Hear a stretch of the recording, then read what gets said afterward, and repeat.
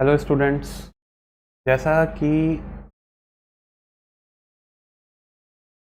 आगे आपने देखा होगा कि सबसे पहला टॉपिक हम लोग शुरू करने जा रहे हैं अध्याय नंबर 15, जिसका नाम है पेरीमीटर एंड एरिया। ठीक है, तो पेरीमीटर एंड एरिया। ठीक, पेरीमीटर को हिंदी में क्या बोलते हैं? परिमाप बोलते हैं। ठीक है, एरिया को क्या बोलते हैं? क्षेत्रफल बोलते हैं। ठीक, तो यहाँ तक तो बचपन क्लास में बहुत कोई ने पढ़ा होगा, है ना। लेकिन अभी जिसको नहीं पता है उसके लिए फिर से बता रहा है। ठीक है, तो सबसे पहले हम लोग देखते हैं एरिया होता क्या है। एरिया जब हम किसी भी क्लोज चीज़ का हम एरिया निकालते हैं, कोई भी खुले चीज़ जो चारों तरफ से जिसका बाउंड्री ना हो, है ना, उसका हम एरिया नहीं निकाल सकते। जैसे कि इस टाइप का, है ना, इस टाइप का खुला है, इसका एरिया निकालने के लिए कोई कभी नहीं बोलेगा। ठीक, तो जैसे क्लोज है, इसका एरिया क्या है? एरिया अंदर का ऑक्युपाइड स्पेस होता है। ठीक, तो अगर कोई कहता है कि हमने 1 कट्ठा ज़मीन खरीदा, तो इसका मतलब क्या है? उसने एरिया को खरीदा है। ठीक है, इसका एरिया को, तो अलग अलग शेप का अलग अलग एरिया होगा। अब जैसे कि ये देखो, ये क्या है? रेक्टेंगल है ना। ये रेक्टेंगल है, अब इसका कुछ फिक्स लेंथ होगा और कुछ ब्रेथ होगा। तो रेक्टेंगल का एरिया सबको पता है, लेंथ इंटू ब्रेथ होता है। अगर वो यही स्क्वायर होता, ठीक है, रेक्टेंगल को हिंदी में आयतकार बोलते हैं, है ना। और अगर ये स्क्वायर रहता है, स्क्वायर का मतलब क्या? दोनों साइड सेम। ठीक है, तो एक साइड का लेंथ मान लो ए दिया हुआ है, तो इसका एरिया क्या हो जाएगा? ए स्क्वायर हो जाएगा, है ना। क्यों हो जाएगा? क्योंकि मान लो लेंथ है, ब्रेथ है, रेक्टेंगल है। अब इसमें क्या है? दोनों सेम ही है ना। तो लेंथ की जगह भी ए रख दो, ब्रेथ की जगह भी ए रख दो, तो ए स्क्वायर आ नहीं जाएगा? ए इंटू ए। ठीक है, तो यहाँ तक बात हो गया एरिया का। अब पेरीमीटर क्या होता है? पेरीमीटर मतलब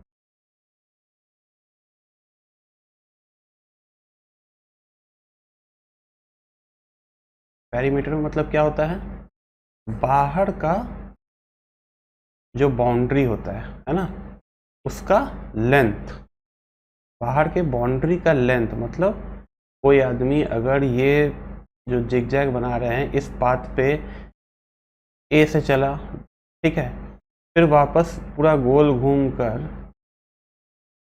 ए पर ही आ गया, तो ये कितना दूर चला, है ना। तो ये क्या है? एक टाइप का लेंथ है, मतलब ए से चला फिर ए पर ही आ गया। बाहर का किसी भी सरफेस का, किसी भी शेप का लेंथ को हम लोग पेरीमीटर बोलते हैं। ठीक, तो पेरीमीटर ऑफ रेक्टेंगल ही पहले ले लो, क्योंकि फिर से रेक्टेंगल बना दिए। तो पेरीमीटर ऑफ रेक्टेंगल क्या होगा? हम लोग को एक बार लेंथ, है ना, जैसा इसमें लिए थे ना लेंथ और ब्रेथ, इसी टाइप से इसमें भी लेंथ ऊपर हो गया, ब्रेथ नीचे हो गया, इधर भी लेंथ हो गया, फिर ब्रेथ हो गया। तो पहले क्या होगा? पहले ये यहाँ से यहाँ चला, यहाँ से यहाँ चला, तो मतलब कितना हो गया? एक लेंथ हो गया। फिर यहाँ से यहाँ चला, कितना हो गया? एक ब्रेथ हो गया। फिर यहाँ से यहाँ चला, कितना हो गया? फिर एक लेंथ हो गया। फिर यहाँ से वापस यहाँ आएगा, वापस ए से घूमकर फिर ए पर ही चला गया। मतलब क्या हो गया? 2 बार लेंथ हो गया, ठीक है, और 2 बार ब्रेथ हो गया। ये 2 नहीं लिखा हुआ है, एल लिखा हुआ है। ठीक है, लेंथ को देखो सब जगह हम एल इसी टाइप से लिखे हैं, है ना, तुम्हारे बुक में भी इसी टाइप से लिखा हुआ है। 2 लेंथ प्लस ब्रेथ बोल देते हैं, है ना। तो अब और क्या? अब फिर से अब देखते हैं, पेरीमीटर ऑफ रेक्टेंगल तो देख लिए, पेरीमीटर ऑफ स्क्वायर देख लेते हैं, है ना। स्क्वायर का क्या मतलब है? दोनों का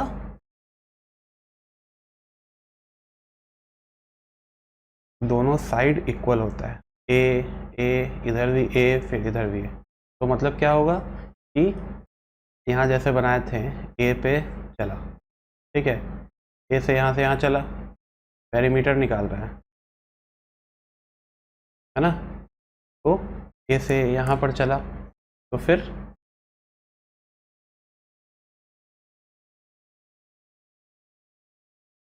एक बार ए फिर यहाँ से यहाँ आया, 2 बार ए, फिर यहाँ से यहाँ गया, 3 बार ए, फिर यहाँ से यहाँ आया, 4 बार ए, मतलब 4a आ गया पेरीमीटर।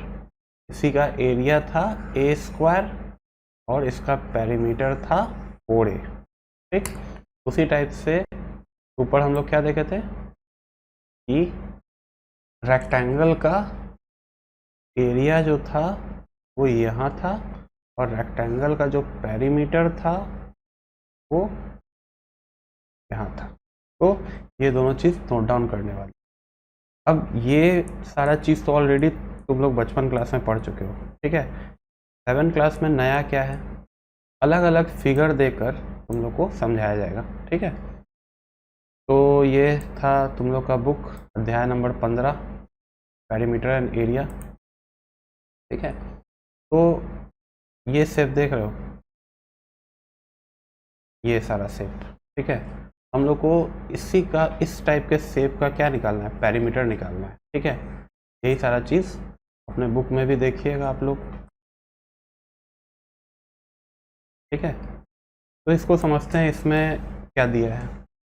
अब देखो क्या है कि कोई एक रेक्टेंगल था, ठीक है, आयतकार था, उसमें से क्या किया ना कि 20 से कुछ चीज़ ऐसे हटा लिया, ठीक है।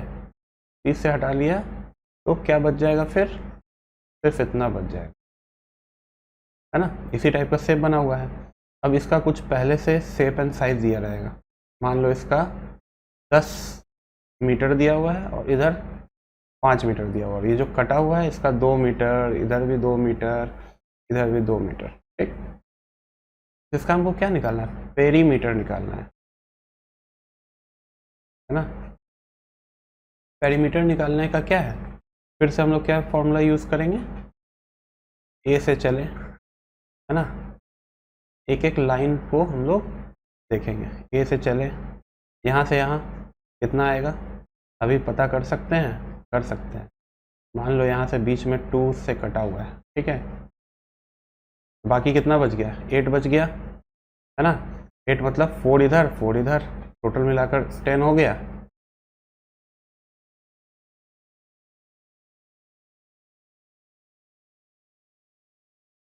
इस फिगर को थोड़ा सा और हम लोग बड़ा बना सकते थे, रुक जाए एक मिनट, और बड़ा बना,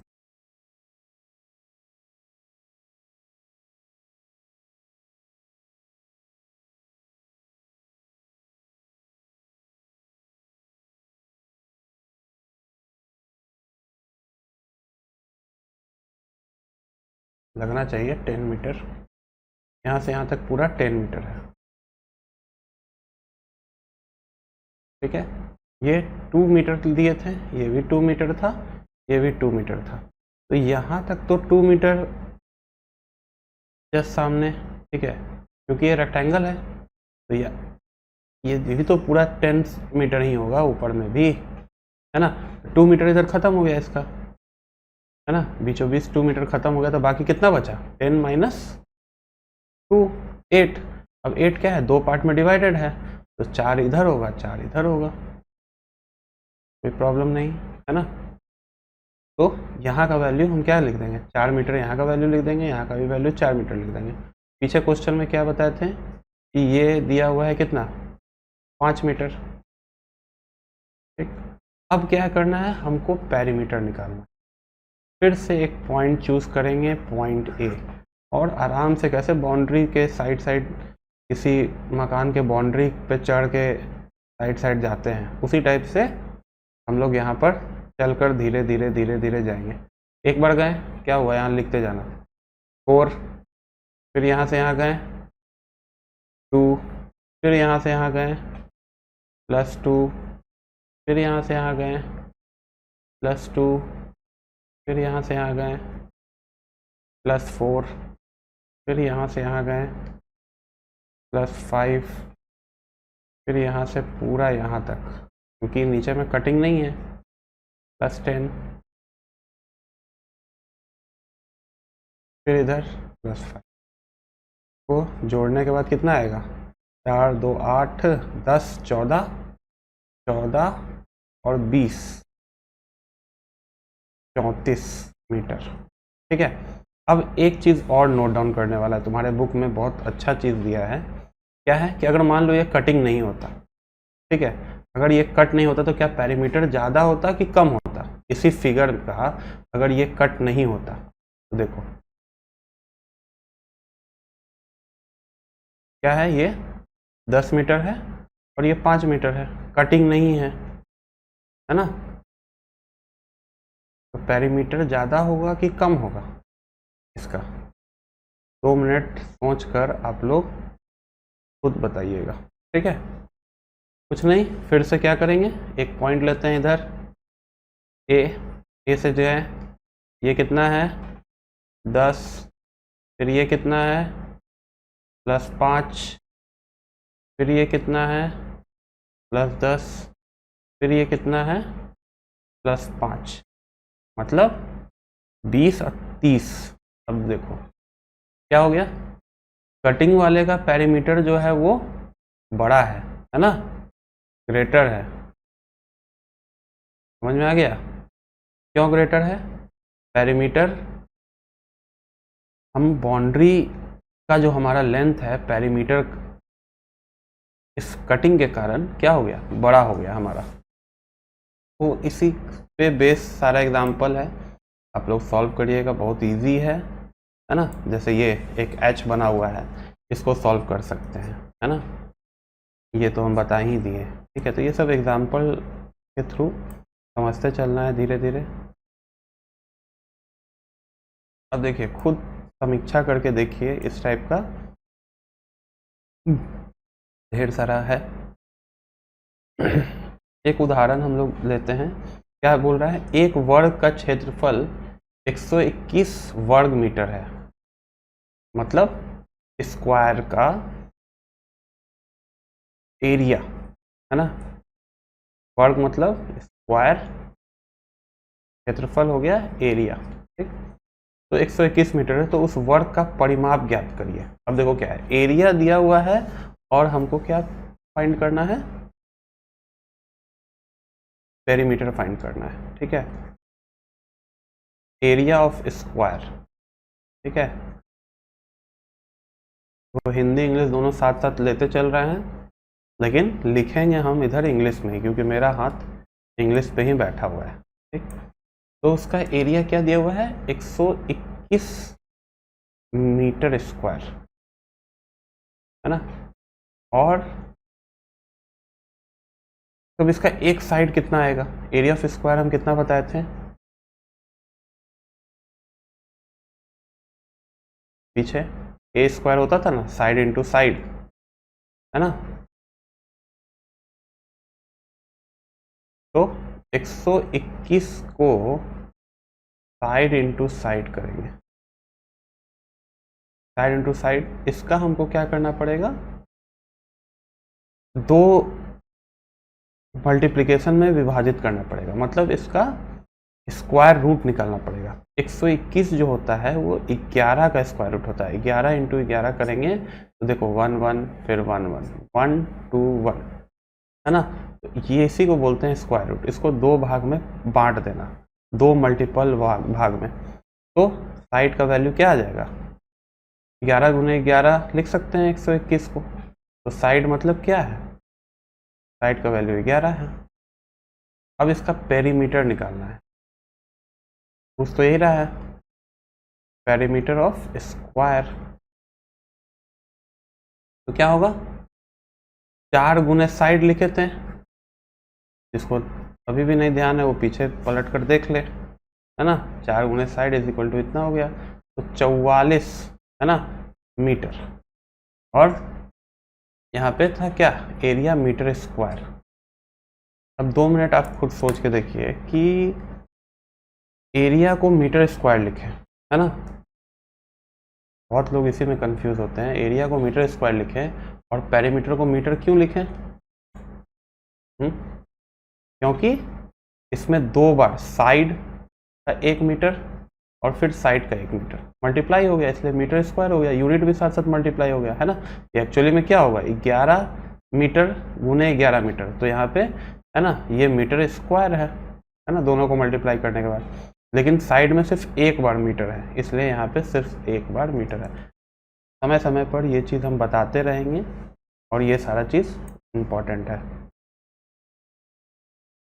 दूसरा उदाहरण नंबर क्या है, 10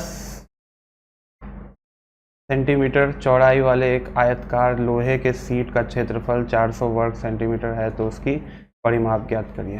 अब क्या है, वहाँ पे स्क्वायर था, यहाँ पे क्या है, रेक्टेंगल है ना, आयतकार इस टाइप का है। इसका लेंथ कितना है, 10 सेंटीमीटर चौड़ा है, लेंथ हमको नहीं पता है, और इसका एरिया दिया हुआ है 400। एरिया ऑफ रेक्टेंगल क्या बताते हैं, लेंथ इंटू ब्रेथ होता है। ब्रेथ यहाँ पे चौड़ाई 10 दिया हुआ है ना, 400 is equal to length into 10, तो लेंथ कितना आ गया, 40, कट जाएगा, 40 मीटर लेंथ आ गया। लेंथ कितना आ गया, अब ये 40 मीटर आ गया। अब इसी का क्या निकालना है, पेरीमीटर निकालना है ना।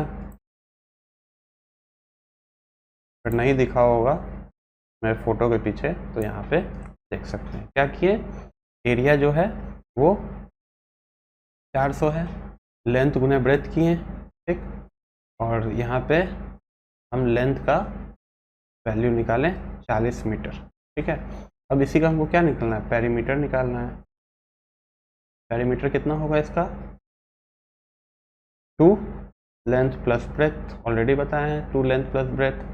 2 लेंथ कितना है 40, ब्रेथ कितना है 10, तो 2 50 100 मीटर आ गया।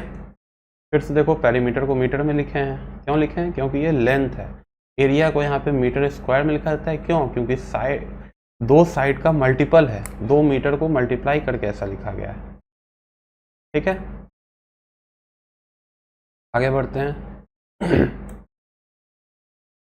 12 मीटर गुने 11 मीटर माप एक दीवार में 3 गुने 2 माप वाले एक दरवाजे का एक चौखट लगाया गया है ना। जैसे घर के आगे देखते हैं, है ना, आगे यहाँ पे घर का घुसने का रास्ता होता है, तो वहाँ पे क्या होता है, लकड़ी का एक दरवाज़ा लगा होता है, दरवाज़ा को बनाया जाता है तो उसी को चौखट बोलते हैं, ठीक। यदि दीवार पर पेंट कराने का खर्च 2.5 रुपीज़ प्रति वर्ग है, तो पूरी दीवार पेंट कराने का खर्च ज्ञात करें। अब क्या है, बीच में जो दरवाज़ा है वो देखो वाइट कलर का है ना, इसमें तो पेंट होगा नहीं, है ना। दीवार पे क्या बोला जा रहा है, दीवार पर पेंट कराने का खर्च पूछा जा रहा है ना, जो रंग बिरंगा जगह है उसका खर्च पूछा जा रहा है। तो ये बीच का जो ये 2 भाग है ये निकल जाएगा। अब 2 मिनट सोच के देखना कि इसमें हम पेरीमीटर निकालेंगे कि एरिया निकालेंगे। दीवार अंदर का चीज़ है, ऐसा तो नहीं कि हम सिर्फ यहाँ निकालेंगे। पेरीमीटर क्या बताए, बाहर बाहर, ये तो नहीं करना है ना। बाहर बाहर निकालने से क्या फ़ायदा मिलने वाला है, पेंटर से बाहर बाहर थोड़ा ही करेगा, पेंट तो अंदर होता है। तो इसके अंदर का पोर्शन, ठीक है, तो अंदर का पोर्शन निकालने के लिए क्या है, 12 मीटर इधर दिया हुआ है, 11 मीटर इधर दिया हुआ है, और इधर जो छोटा कटिंग है ये 3-2 मीटर का है, ठीक। तो सबका एरिया कैसे निकालेंगे, पहले तो बड़ा वाला देखो, इसमें 2 रेक्टेंगल है ना, 2 आयतकार है, 12 गुने 11 कितना आएगा, 12 गुने 11 करो, 12 12 2 बार आएगा, 132 आएगा। 132 मीटर स्क्वायर क्या है,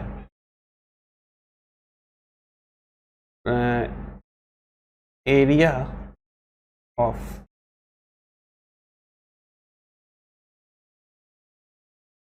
बिग रेक्टेंगल, बिग रेक्टेंगल कितना है 132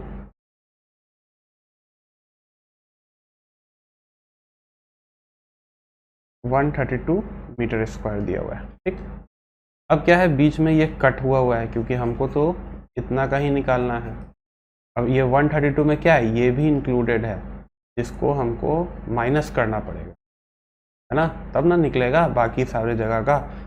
एक्स्ट्रा पैसा हम क्यों देने जाए, जो जगह पे पेंट नहीं होना है उसका पैसा कैसे दे सकते हैं।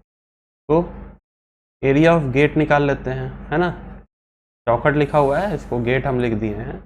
ठीक है, तो एरिया ऑफ गेट क्या होगा, इसका भी लंबाई गुने चौड़ाई 3 गुने 2 6 मीटर। अब क्या है, ये जो 6 है ये माइनस होगा ना बड़े वाले से, क्योंकि 6 2 बार है, ये 6 इसमें भी इंक्लूडेड होगा। तो एरिया ऑफ वॉल, है ना, दीवार का एरिया क्या है, हम लोग जो बड़ा वाला रेक्टेंगल है बिग रेक्टेंगल,